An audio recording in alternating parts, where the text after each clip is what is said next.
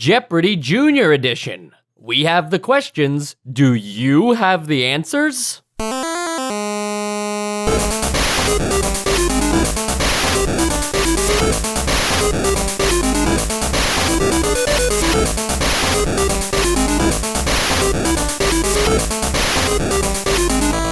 And welcome to Nostalgia, a chronological exploration of every NES game released in North America. I'm Mike. And I'm Sean.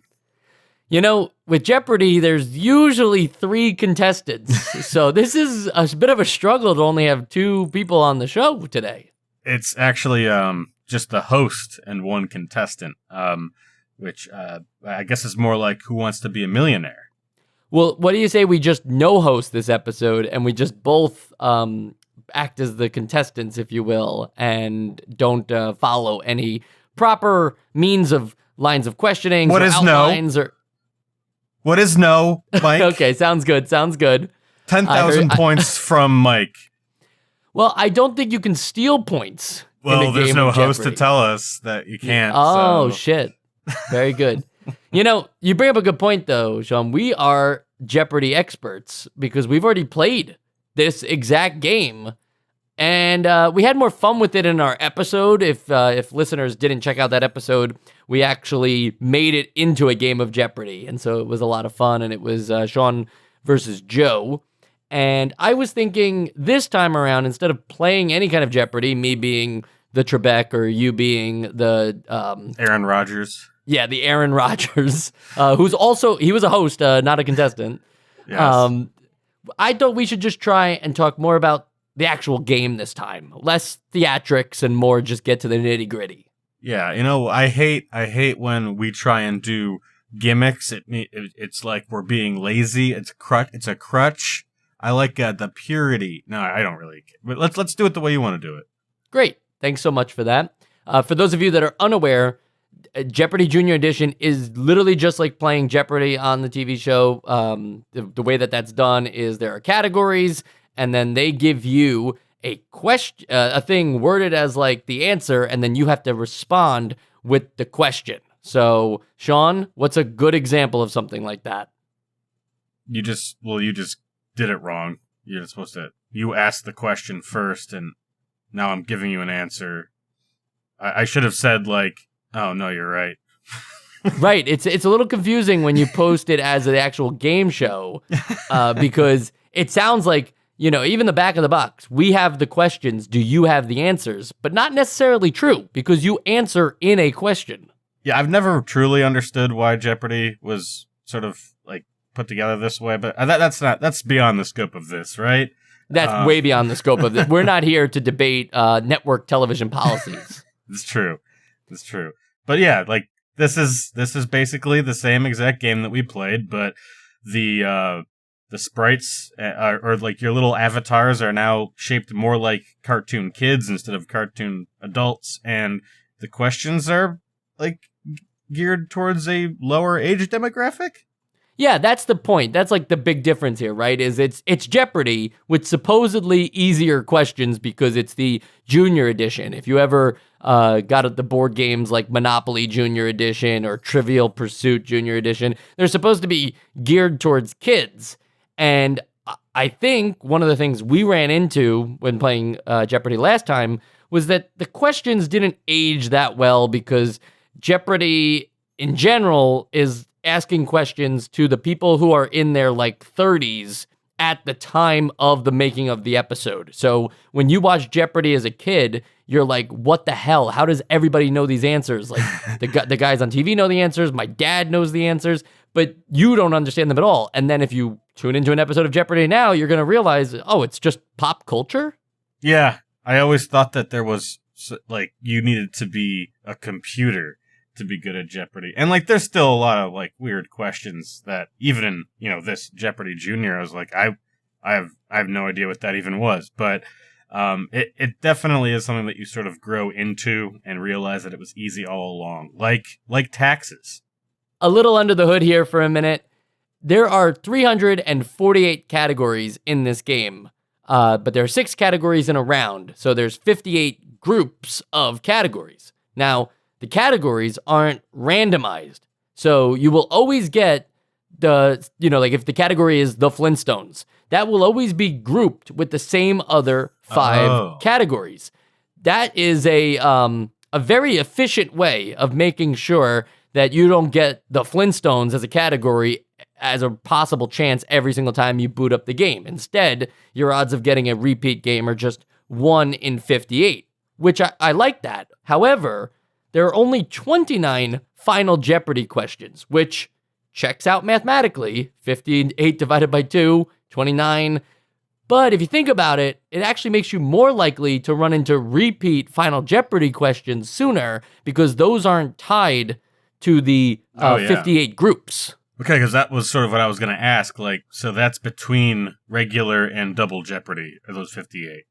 Yes, and there's no exactly the second round, the double Jeopardy round. That isn't like a harder group of questions that are singled off just for double Jeopardy. They could be your potential first round as well. They just are mixing and matching these groups. So it's great as a way to know that I've seen these categories before and just hit the reset button to start a game.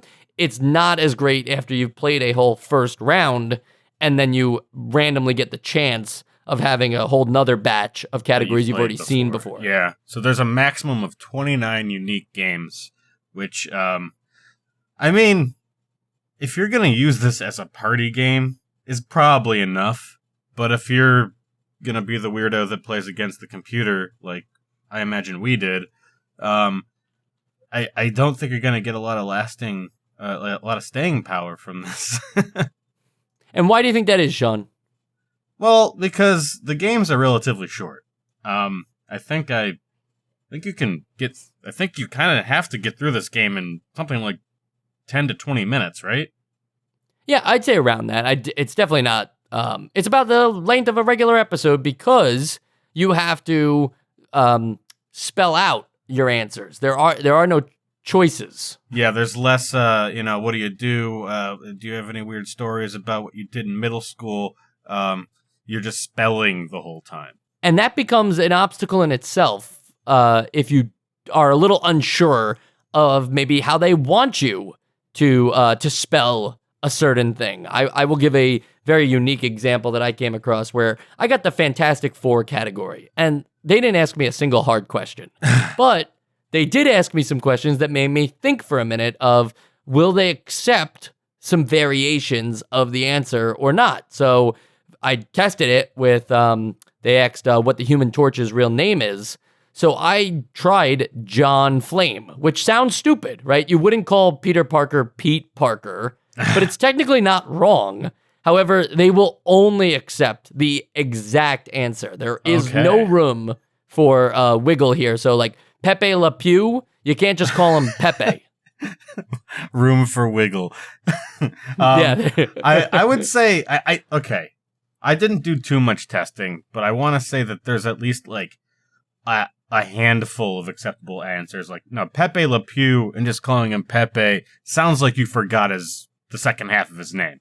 But if you're going to answer, like, who was the president after JFK, which is a question that I got, I did Lyndon B. Johnson because I was afraid, but I would imagine they'd have to give you Lyndon Johnson. Or just Johnson. No. See, I think that should work though, right? Like in a perfect world, like they should be able to have like parsers for these kinds of things where like, that's his last name. You would call George Bush Bush. Sure. I don't know. I feel like Jeopardy in spirit requires some amount of precision, right? I don't know. No, I hear you. I just so you know, I'm only being antagonistic because of them choosing to make it about spelling and then leaving this kind of ambiguity to it. Something that you couldn't necessarily have in a real life game of Jeopardy where, they don't ask you, and this is a silly example, but according to the song, the rose of Texas is this color. If you say, what is yellow, right? They don't ask you, can you spell yellow for me? Well, just to confirm that you know? I mean, I think maybe if you were on Jeopardy and the amount of times that you pronounce things in weird ways, maybe that's just sort of simulating how you would perform. If you said Yilo, I mean, they probably wouldn't give it to you. That's true. You've never said that. But you could have. Could have said it. I could have said any of these things. Also, though, it's not hard to spell a lot of these things. My point being that it's for kids. So It is for kids. maybe they wouldn't necessarily know how to spell Chicago. I'm just literally looking at the answers here, just trying to caboose. Caboose would be a tough one for a kid to spell. I think a kid would use a K. I mean, I see what you mean. Like, maybe there'd be two B's, is what I'd say. Like, maybe they'd mix that up. Yeah, you're working with the gifted children.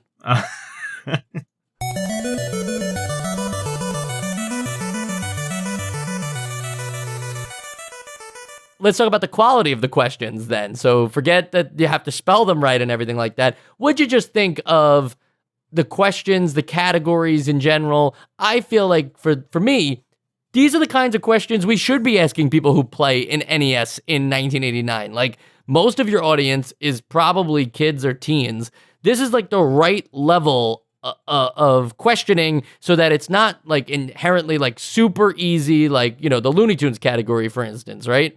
There's no question about Bugs Bunny, right? They're not just like teasing you with the most obvious things that like a Sesame Street level game would do, but they're not challenging you if you don't know Looney Tunes either. Yeah, I did like the more like general knowledge ones, that like the ones that are like plays on words and those sorts of things. But when they get into the stuff that is pop culture at the time, I get a little like this was the same in regular Jeopardy, and it's to be expected in any kind of pop culture game. But there was an entire category for Captain Power, which I had never even heard of, but I imagine was popular in 1989. Have you heard of or watched Captain Power? It was my first time hearing about it. And I'll go even further, Sean, and just say that there are things that I know about, but don't know enough about them to answer questions, like the Andy Griffith Show. Yeah. I haven't watched the Andy. I'm aware of its existence, but don't ask me like anything about like where it takes place or who's who in the show or what the actor's name is. Yeah, I think it was not Two's Company. I don't know. Three's Company. No, it's not Three's. It's about two people.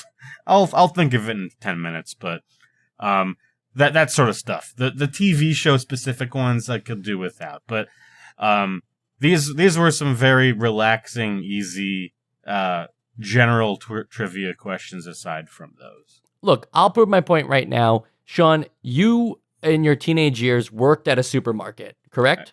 I did do that. That's correct. So look, let's just go through the category and let's just show how easy but fair the game can be for children, okay?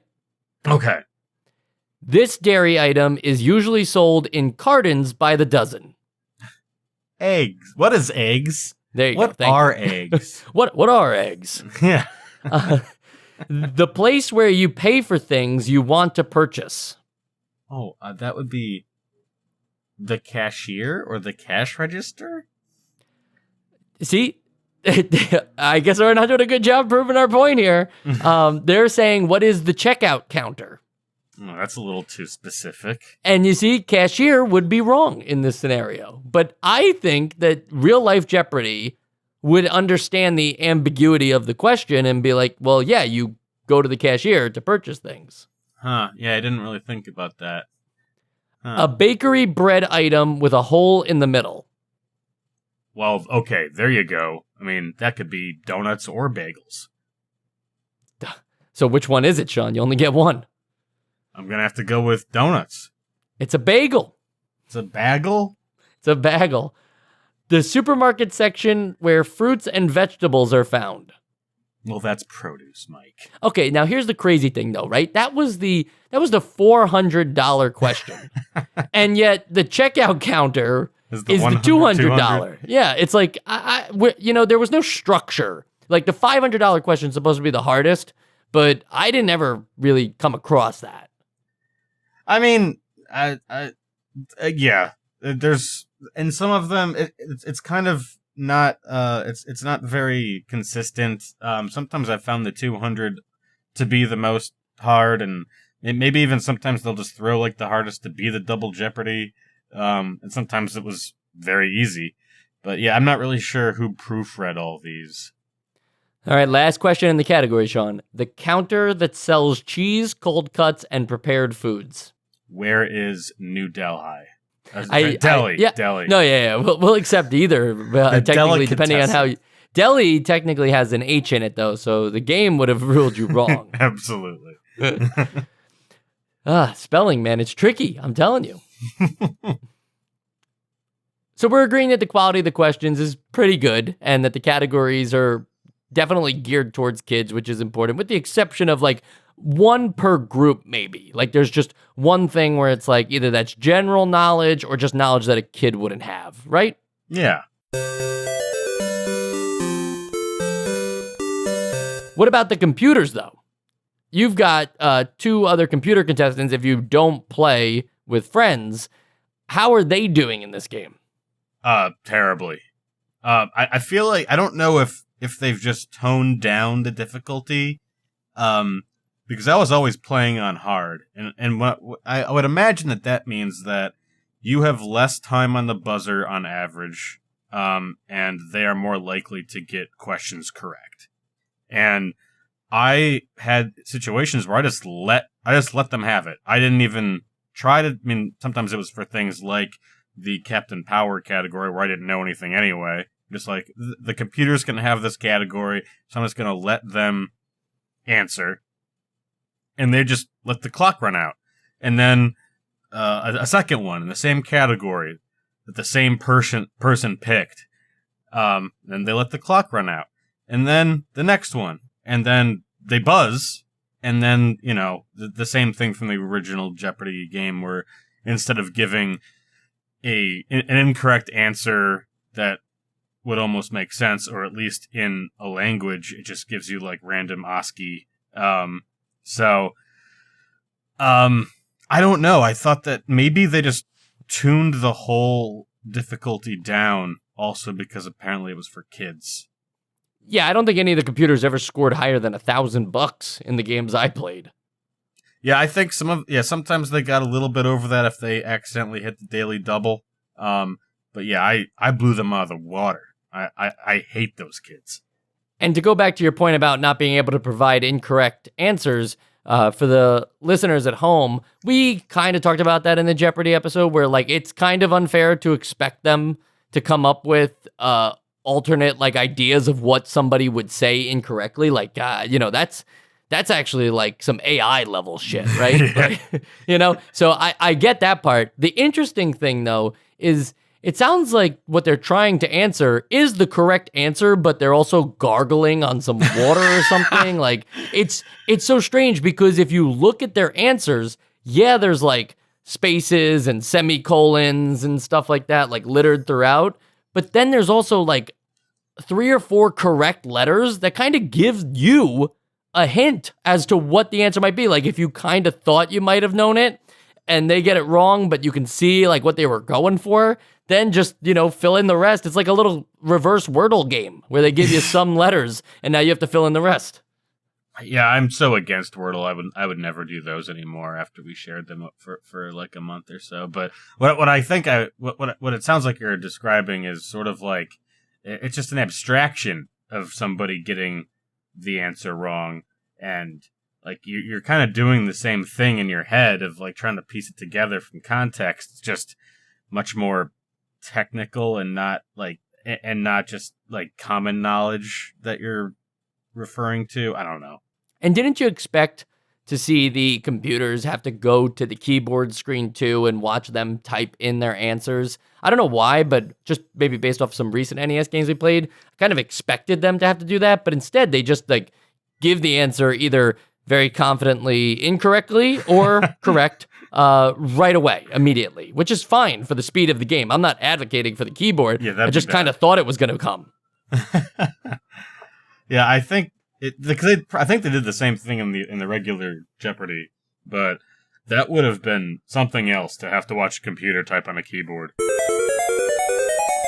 In terms of Jeopardy strategies, as in my opinion, James Holzhauser, who was a real Jeopardy contestant who dominated the game, he figured out the strategy for Jeopardy that I will just use going forward, no matter whether I know the answers or not. But a lot of people don't like to play that way in real life Jeopardy because there's some actual risk. In a video game, there's very little risk to this because there are very few prizes, if any, to win. So for those of you unfamiliar, the strategy for his game was to just pick all of the $500 categories first. Like just go for the $500 in each particular category, rack up all the possible money. Then afterwards, start just hunting down the categories that you know until you find the daily double so that you have the most amount of money possible. Go all in, because he knew freaking everything. He knew the answers. Just go all in, and then it's impossible for the other players to catch up whether they like it or not. Yeah, I'm looking it up right now because that's sort of what I did, and then I got lucky with not getting the daily double too early. I think my final score in that game was $72,400, and my two opponents had $1,270 and $1,980. And that was from me, clearing all of the top scoring answers first and pretty much doing what you're explaining here. Right, which, to be fair, Sean, back in 1989, your score would have been the greatest score of all time. These strategies on how to actually play Jeopardy didn't really come around until the Ken Jennings era. Yeah, praise be. Yes. There is you're referencing a lot of real life Jeopardy stuff with the Aaron Rodgers and praise be to Ken Jennings and wait, what? I'm just saying there is a lot to the actual Jeopardy that I feel what's been going on with that show is not something that I'm about to acknowledge in this podcast, but since Trebek's passing, it has been a weird stretch for the show where it somehow became controversial. Jeopardy is just a game show where 3 contestants answer questions and a host reads those questions. It shouldn't be controversial, and yet here we are with them having a executive nightmare. While I'm not thinking about that while I was playing this game. I don't associate Jeopardy with a bad time, but man, talk about losing your brand. Yeah, I actually don't watch Jeopardy that often. I know the basic pop cultural references. I know of Ken Jennings, and I watched the Aaron Rodgers episodes, and so I've got just that sort of peripheral knowledge, but I didn't know that they were going through hard times, really. Well, the issue is that Ken Jennings, who you said praise be, is how most of the Jeopardy fans feel, is that he should be the obvious host. But they just keep not picking him to be the host of things and pick people like Aaron Rodgers to host some guest episodes. And it's just so wild to think that's the people that are going to tune into Jeopardy on ABC at 7 p.m. at night. They're the same people who like to watch Aaron Rodgers and put cheese over their heads. Hey man, don't pigeonhole us. I can like football and asking questions as answers. Okay, yeah, you're right.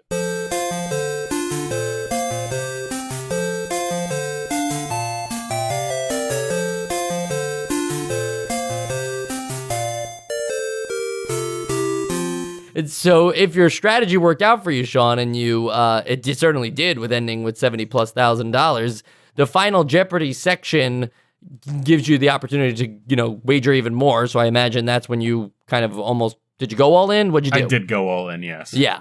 So you figured nothing to lose anyway. And then after that, you realize really nothing to lose because they don't even show you in Wheel of Fortune where there's you won the car and they just show you a pixelated car. In this game, it's just over. It's over, but you see that money. I think I'd rather see fake money than see a fake car. Because I can still pretend that money is in my bank account because it reads the same way. Whereas a car doesn't look like that, So I think there's more there's more satisfaction than seeing a fat bank account number than that blue brandless sedan. But it's just immediately over. The score doesn't even there's no high scores or anything. There's no place where that store's over. Even obviously, if you're gonna shut off the console, it's gonna reset anyway. But we've seen games where like the high score at least displays itself at the top, so this way you know what the current score to beat is. That doesn't happen here.